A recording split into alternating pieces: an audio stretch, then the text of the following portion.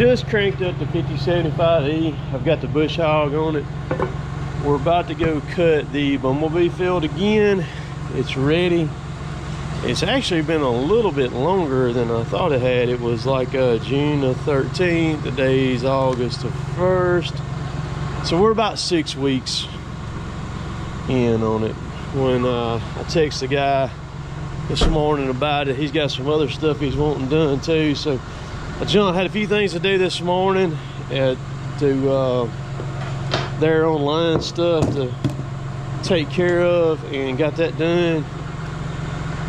And I want to get over there and get this done while it's still in the early morning stages before it gets blazing hot. Those dogs over there, they talking to me. Anyhow, we're gonna load the tractor up and we're gonna go do some bush hogging.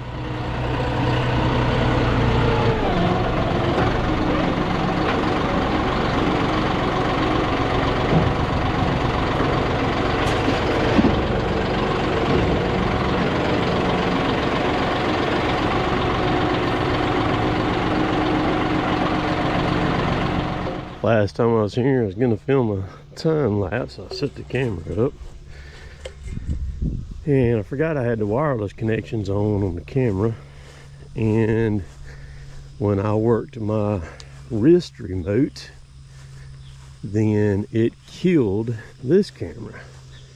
So I have got the wireless controls turned off on this thing, and so that shouldn't happen now. So y'all should get a time lapse.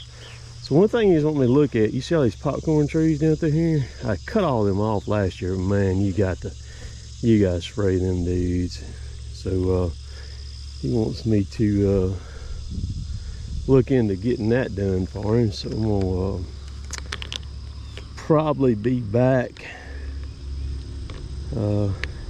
in a day or so maybe, and spray all these things down through here, and then probably come back in about 2 weeks and see what they look like, and then we will if they need another dose, we'll hit them with another dose.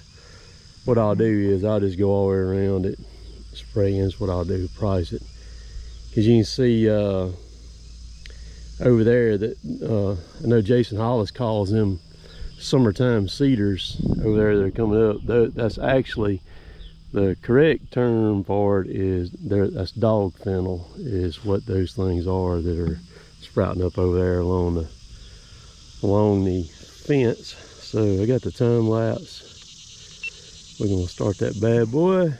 Yeah, unload the tractor.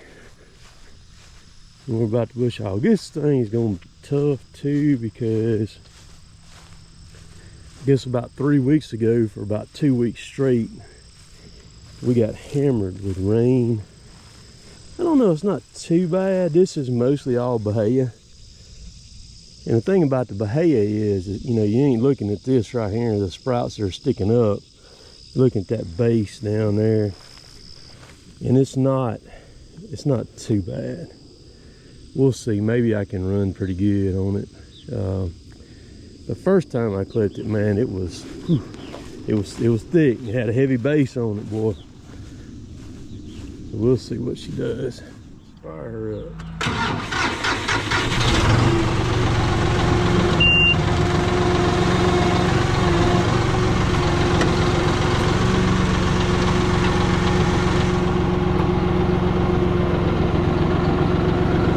We're gonna back up, Terry.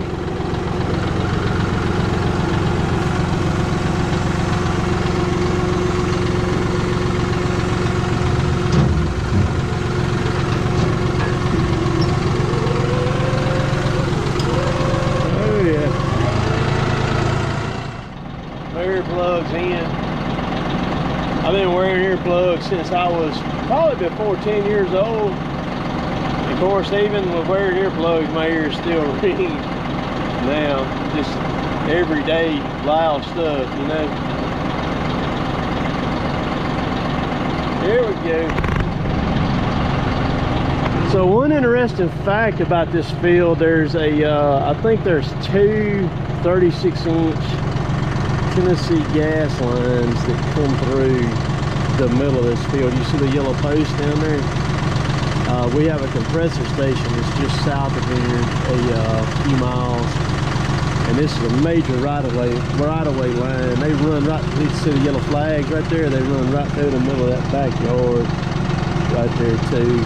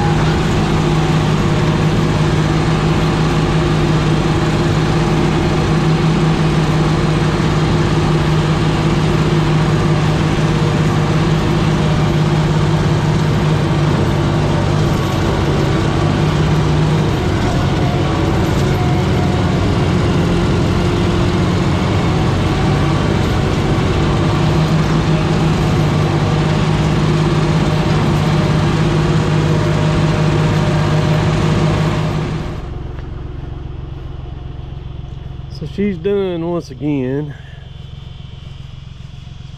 I thought it was going to take me quite a bit longer to clip this thing than what it normally did, but I ended up doing about the same amount of time. It's give or take a few minutes. It's what normal, but man, it had a heck of a base in it, in spots, certain spots on it, and couldn't quite run as fast as like I normally do.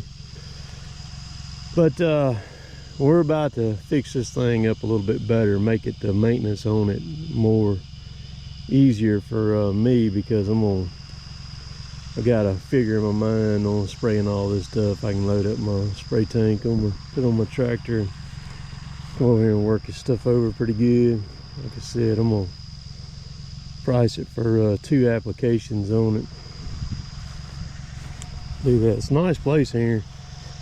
The guy that owns it, his dad used to train horses right here. He got a real nice area, horse barn, stalls all in it right there, and then this area kept it up immaculate. But these stupid popcorn trees, they're invasive. They're like similar to Bradford pears. He says, I think they're worse than Bradford pears.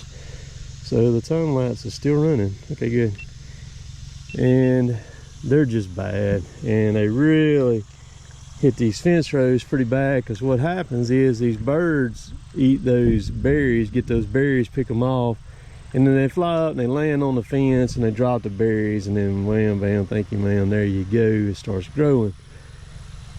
Because there wasn't but about last year when I come through here and I cut all these off, I think there was about 6 or 8 that were here under this fence, and I told him that I didn't think, you know, that was gonna solve the problem, and it was gonna have to have more than that, just cutting them off, because they're like, again, they're like Bradford pears. You can cut a Bradford pear off, that sun's gonna sprout right back out of the stump, man. You got to get it gone. So now, rather than it being about 8 of them, they're solid all the way down through here. Yeah, we're gonna smoke these things down.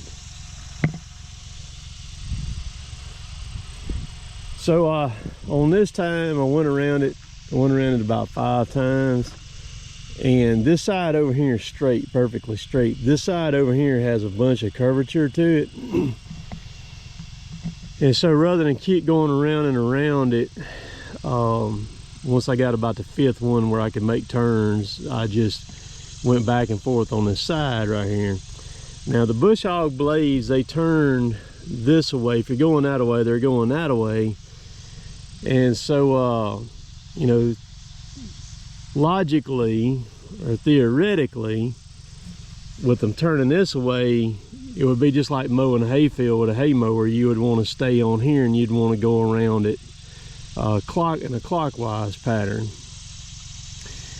That's, in your mind, that works pretty good. But what happens when you're in this heavy grass, that bush hog catches that grass and it brings it this way like that, but it also comes all the way back around the back of the bush hog and slings it right back into your cut. Probably 70% of the heavy stuff ends up laying right back into your cut. So it doesn't really matter whether you go clockwise or counterclockwise. When you're in a heavy field like this, you're kind of screwed both ways. You can see right here the way it's done, with it going down that way and then turn around and then coming right back this way. It kind of mounds that grass kind of in the middle right there. But I just need to clip it. If we got the rain, and it needs to be clipped about every 4 weeks instead of every 6 weeks. And that's what I'm gonna do. So I'm gonna note it, and I'm gonna hit him up in 4 weeks instead of 6 weeks to come back over here and get it done. But yeah, so I got some other stuff in this yard I got to look at real quick. Oh, they're, you know, of course the bumblebees, last year they were in there because the field hadn't been clipped in a couple of years, and so the bumblebees had kind of got out there. No issues with bumblebees, but I tell you something I did have issues with, and I've never had this happen before, and I don't know where they were coming from, was granddaddy long leg spiders. I had about a dozen of them or so end up, they were dropping on my head, on my cap. and they would like I could see them like when the legs would start coming across the sides of my glasses and everything, and I'd knock them off. I'd grab them, I'd throw them out in the dang, you know, off the tractor. I don't know if they were coming out of the grass or they were, I don't know where they were coming from, man. Like I said, I've never had deals with granddaddy long legs like that, but that field or something about something here was they were all in it. I don't know what the deal was, but yeah, there's a dog over there.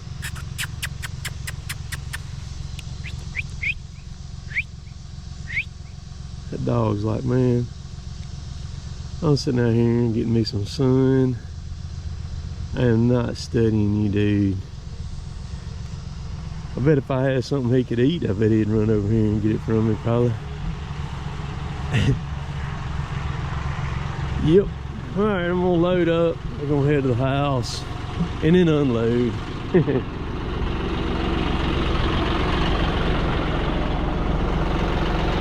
That, to me, the bush hog, and a lot of other people agree with this, it's instant satisfaction. Because you take something that's completely got grass in it and it looks like that in just a matter of a little bit. So yeah, hope y'all enjoyed that. We'll catch y'all later. Later, taters.